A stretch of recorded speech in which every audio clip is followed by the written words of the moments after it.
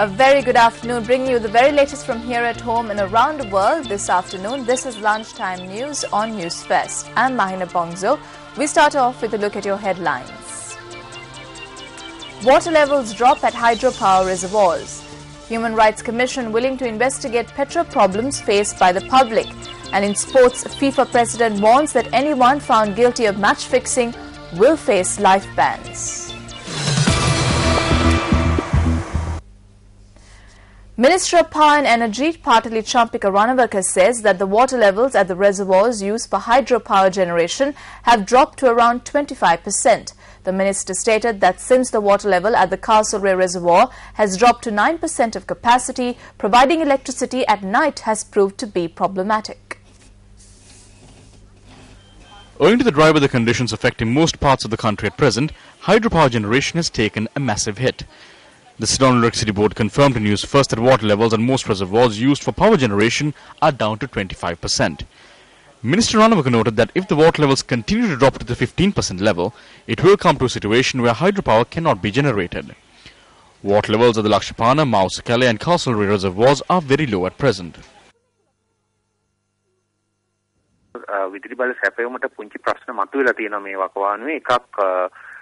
Minor problems are affecting the power supply these days.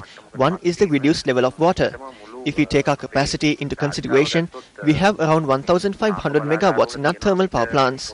Around half of it became dysfunctional due to various technical problems. Now we are in the process of repairing them.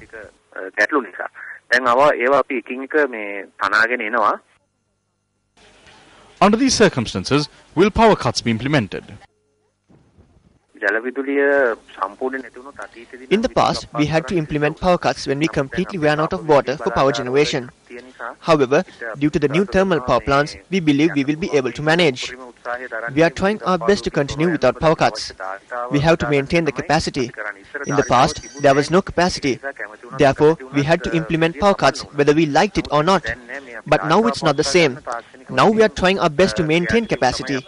We request the public to use electricity with care, especially during the time period from 6:30 p.m. to 9:30 p.m. Meanwhile, at a function held yesterday, Minister of Disaster Management Mahinda Amaravira also commented on the situation. If this situation continues and a drought starts, not even a single ministry will make profits. Every ministry will suffer losses. Every ministry will have to intervene in this problem. It's not only our ministry. We have received reports of the Electricity Board incurring losses. It only just happened to our ministry. Now there is talk of power cuts. I remember when the minister was present in Parliament, he said that as long as he is there, no power cuts will take place. When we hear such words now, we feel scared. We have experienced power cuts in the past.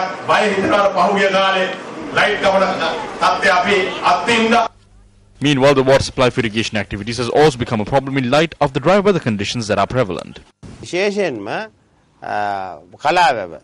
When deciding on distributing the water of the Kalaweva and Kandalamaweva, it was agreed that water will be provided for half the paddy lands that can be cultivated and half the water requirement for additional crops. But farmers are using nearly 80% of the water for paddy farming. So we are faced with a massive crisis. When distributing water, we follow a systematic plan. We have stopped all officials from taking leave.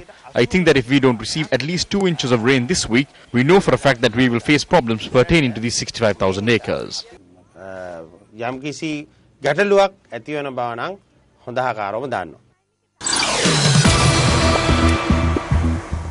The Human Rights Commission has requested the public to lodge complaints regarding the grievances they face as a result of using inferior petrol.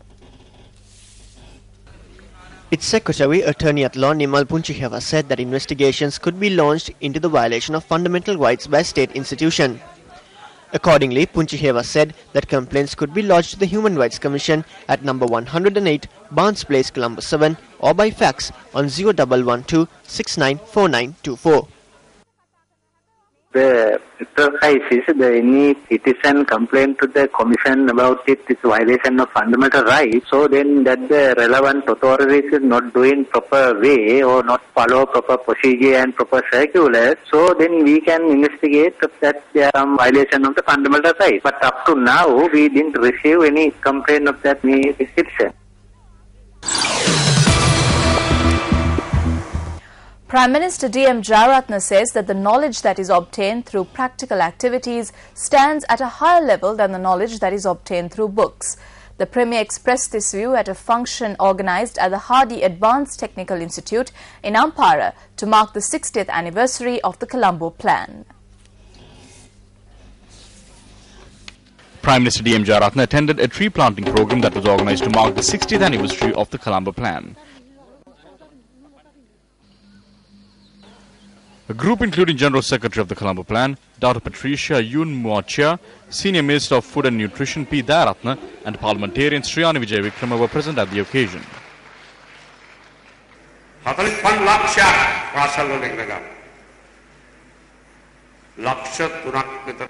Around 4.5 million study in schools, while 300,000 who are above the age of 18 pass out from schools annually. This group only has the knowledge that is obtained through books. Many things that could be done in a small scale are being done by calling for tenders from overseas. Our cabinet even called for tenders from overseas to import a piece of metal sheet that is required for a bus. Manufacturing a sheet of metal is not a big task. However, we do not have the trained skill to even do that.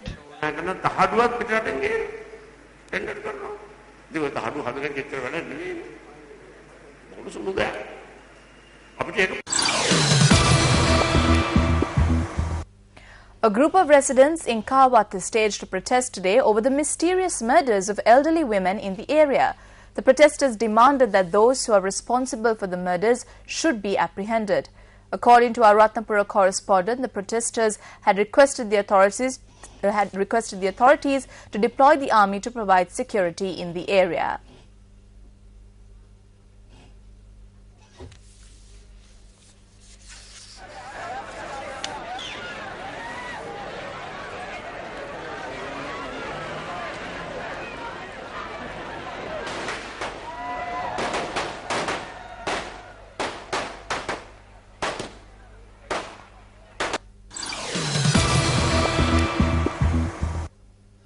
In more local news, 40 passengers have sustained injuries when two private buses collided in the Mirissa area in Valigama.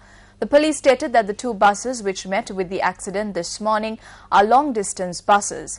According to a Mathura Hospital police spokesperson, 15 women and 25 men who sustained injuries in the accident had been admitted to the Mathura Hospital. Police further stated that the two drivers of the buses have also sustained injuries. Further investigations are being carried out on the accident by the Valigama police. Two people have been killed in an accident on the access road to the southern highway in the Valipane Moonamalvatta area in Matugama last night. The Valipane police said that the accident occurred as a result of a three-wheeler colliding with a Bowser. 3 others who were injured in the accident have been admitted to the Nagoda Hospital in Kalutara and the Colombo National Hospital. The police noted that the driver of the Bowser has been arrested on suspicion. The Valipane police are conducting investigations into the accident.